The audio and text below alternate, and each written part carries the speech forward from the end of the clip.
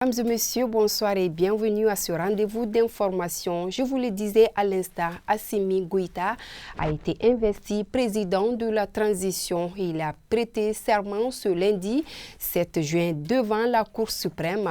C'était au cours d'une cérémonie solennelle au Centre international de conférence de Bamako.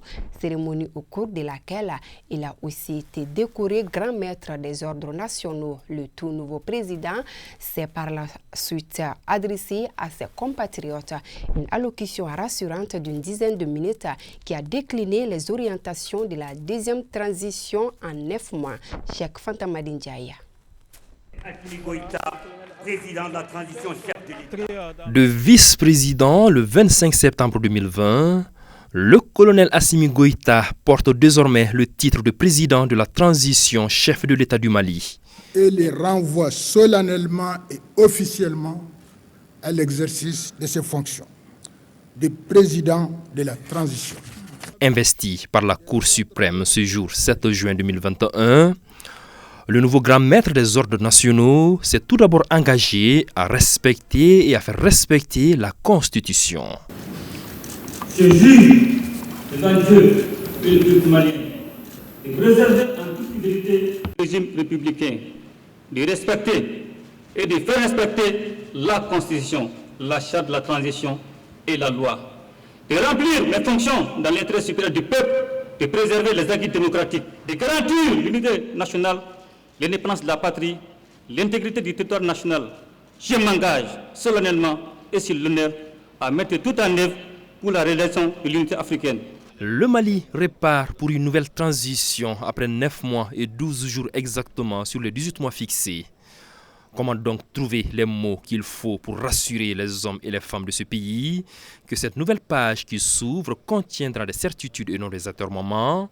C'est toute la délicatesse que le nouveau président de la transition, chef de l'État, a trouvée. Aujourd'hui, nous avons une responsabilité historique, celle de transcender nos divergences pour sécuriser notre pays, pour préserver son intégrité territoriale et pour créer les conditions d'un développement socio-économique nous permettant d'offrir un avenir meilleur à notre postérité. Mesdames et messieurs, à la proclamation de l'arrêt de la Cour constitutionnelle et cette cérémonie solennelle suivie devant la Cour suprême qui m'installe dans la fonction du président de transition, j'entends imprimer une nouvelle dynamique. Respect de l'engagement, lutte contre les fléaux qui gangrènent notre pays, corruption, népotisme, insécurité, crise sanitaire et sociopolitique, mais surtout laisser-aller total. Le colonel Assimi Goïta promet de mettre tout le poids de son pouvoir pour qu'enfin au Mali, les champs fleurissent d'espérance et les cœurs vibrent de confiance. Je comprends vos inquiétudes devant les difficultés qui nous assaillent depuis plusieurs années. Comme nous le savons tous, il y a des moments décisifs où se joue le destin d'une nation. La nôtre, éprouvée depuis des décennies, devra trouver les ressorts nécessaires pour répondre et assumer pleinement son destin historique. Ceci est notre devoir de génération, mais c'est notre dette envers les générations futures. L'organisation d'élections justes et transparentes dans les échéances déjà annoncées, réduction du train de vie de l'État, le nouveau patron de l'exécutif malien rassure tout le monde. Sur la base de la feuille de route, de conduire la mise en œuvre des actions prioritaires nécessaires à la réussite de la transition, notamment l'organisation des élections crédibles, justes, transparentes aux échéances prévues. Je m'emploierai également à la réduction du train de vie de l'État.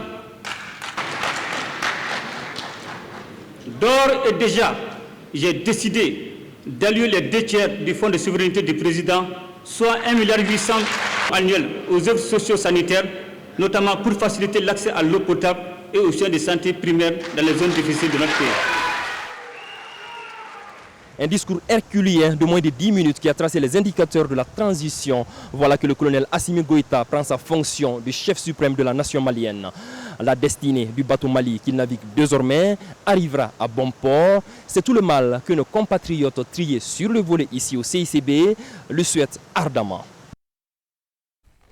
Je vous propose à présent de suivre quelques réactions recueillies à l'issue de cette cérémonie d'investiture. Ces propos sont recueillis par Cheikh Fantamadine Ndiaye. Il y a beaucoup d'attentes, mais on souhaite vraiment que Dieu nous facilite, Dieu aide les transitions pour appliquer tous leurs engagements au profit des populations pour la paix, la tranquillité et le développement de notre pays. Nos attentes sont très nombreuses. La première attente, c'est la sécurité d'abord.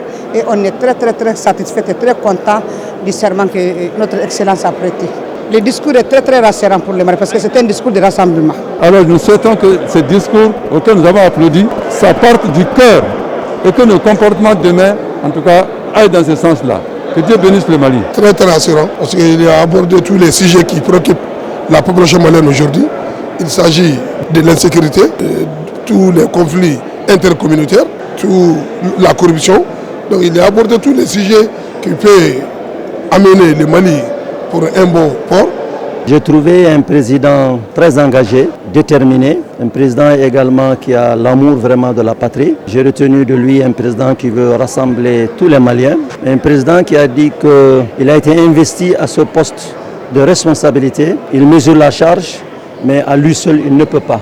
C'est pour cela qu'il demande une union sacrée de toutes les forces vives de la nation, de notre pays autour de lui. Ce que je veux dire à la diaspora malienne, de savoir qu'on n'a pas une autre solution. Il n'y a pas d'alternative que d'accompagner cette transition. Et pour ce faire, que chacun de nous puisse mettre ses égos à côté. Nous disons l'espoir est permis, mais il faut se donner la main. Il faut savoir qu'il n'y a aucun pays au monde qui s'est donné les mains et qui n'a pas réussi à surmonter les difficultés. L'accompagnement du barreau, c'est de rester rigoureusement attaché aux droits, aux valeurs universelles des droits de l'homme, au respect des droits et des libertés fondamentales des citoyens qui sont définis dans la Constitution du Mali. Le Mali a ratifié toutes les conventions, toutes les déclarations, tous les textes internationaux en matière de promotion, de protection des droits de l'homme de façon générale. Nous y veillons comme à la prunelle de nos yeux et nous souhaitons que la justice soit une justice véritablement debout pour accompagner le peuple et faire en sorte que les questions de corruption, la lutte contre l'impunité, le partage équitable des revenus et que tout ça soit au centre. Vous avez entendu parler d'environnement. Ce sont des droits nouveaux auxquels il faut penser.